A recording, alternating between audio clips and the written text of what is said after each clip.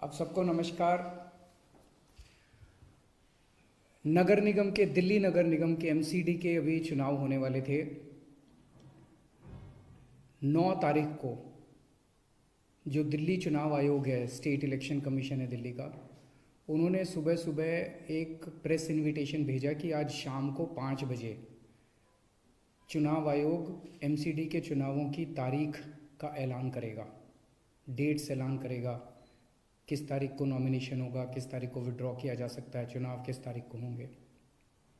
शाम को 5 बजे चुनावों का ऐलान होना था, तारीखों का ऐलान होना था।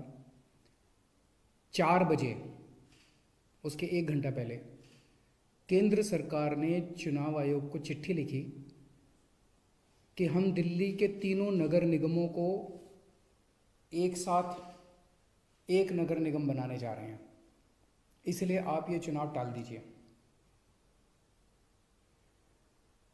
5 बजे चुनाव आयोग ने चुनावों केंद्र सरकार के कहे के मुताबिक चुनाव टालने का ऐलान कर दिया।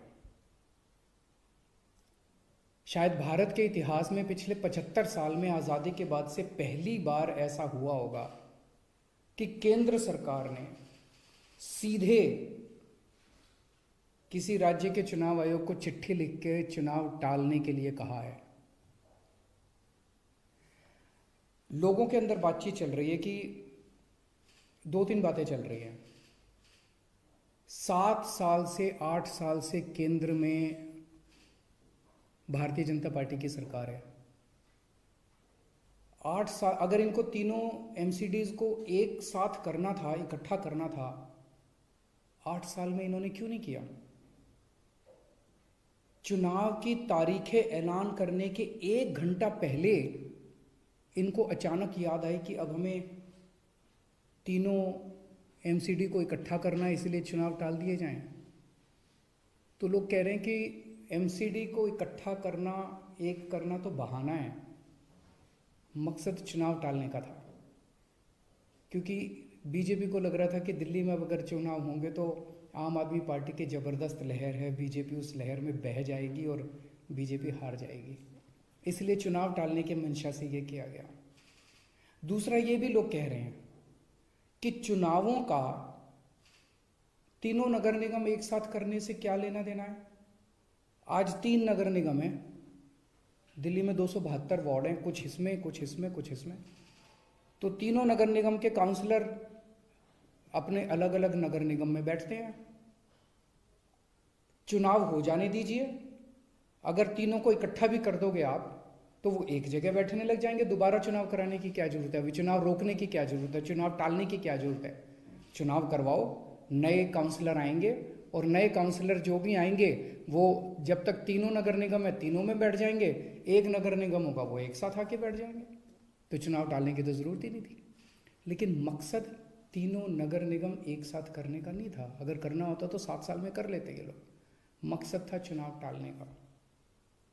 ये देश के लिए अच्छा नहीं है, दोनों चीज़ें अच्छी नहीं हैं। जो केंद्र सरकार ने चिट्ठी लिख के चुनाव टालने को कहा वो भी ठीक नहीं है, और चुनाव आयोग केंद्र सरकार के सामने झुक गया और चुनाव टाल दिए, ये भी अच्छा नहीं है जनतंत्र के लिए। मेरी हाथ जोड़ के प्रधानमंत्री जी से अपील है, प्रधानमंत्री जी, सरकारें आती जाती रहेंगी,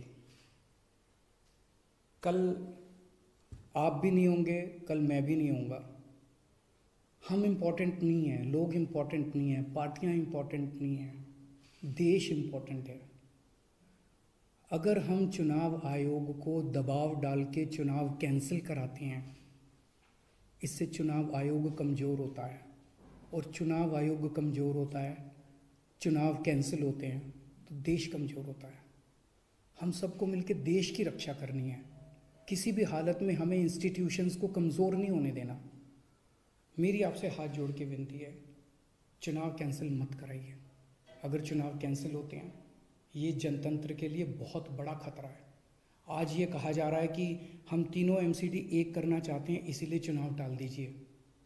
कल को मान लो लोकसभा का चुनाव है, उसके पहले अगर कहा जाएगा कि ये पार्लियामेंट्री सिस्टम अच्छा नहीं है, हम प्रेसिडेंशियल सिस्टम लाना चाहते हैं, संविधान में बदलाव करना चाहते हैं, इसलिए चुनाव टाल दीजिए, तो क्या चुनाव टाले जाएंगे? मान लो कल को कोई स्टेट असेंबली का चुनाव है, ये कहा जाएगा कि हम 2 राज्यों को इकट्ठा करना चाहते हैं इसलिए चुनाव टाल दीजिए, तो क्या चुनाव टाल दिए जाएंगे? क्या जनतंत्र के अंदर चुनाव ऐसे टाले जा सकते हैं? ये बहुत बड़ा प्रश्न है। मैं प्रधानमंत्री जी से यही निवेदन करना चाहूँगा, कल केजरीवाल भी नहीं रहेगा, कल मोदी जी भी नहीं रहेंगे, ये देश रहेगा। इस देश को अपने को कमज़ोर नहीं करना।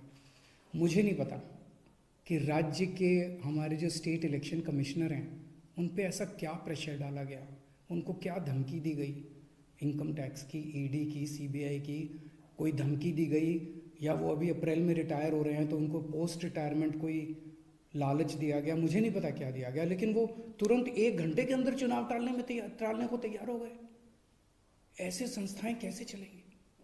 और मैं हमारे स्टेट इलेक्शन कमिश्नर से भी कहना चाहूँगा कि सर, अगर आप ऐसे चुनाव टाल देंगे, ये तो जनतंत्र ही नहीं बचेगा। हम लोगों ने आज़ादी किस लिए पाई थी? इस देश ने आज़ादी किस लिए पाई थी? जनता का राज है, जनतंत्र है इस देश के अंदर। आप ऐसे चुनाव टाल देंगे तो जनतंत्र ही नहीं बचेगा। मुझे नहीं पता आपके ऊपर क्या प्रेशर डाला जा रहा है, मुझे नहीं पता आपको क्या धमकी दी जा रही है या क्या लालच दिया जा रहा है, लेकिन सर, जो भी आपको धमकी दी जा रही है, जो भी आपको लालच दिया जा रहा है, बाहर आके बता दीजिए देश को, सारी जनता को बता दीजिए। देश आपके साथ खड़ा होगा, पूरा देश आपका साथ देगा। पर झुकिए मत सर, किसी के सामने मत झुकिए। देश की बात है, जनतंत्र की बात है। नमस्कार।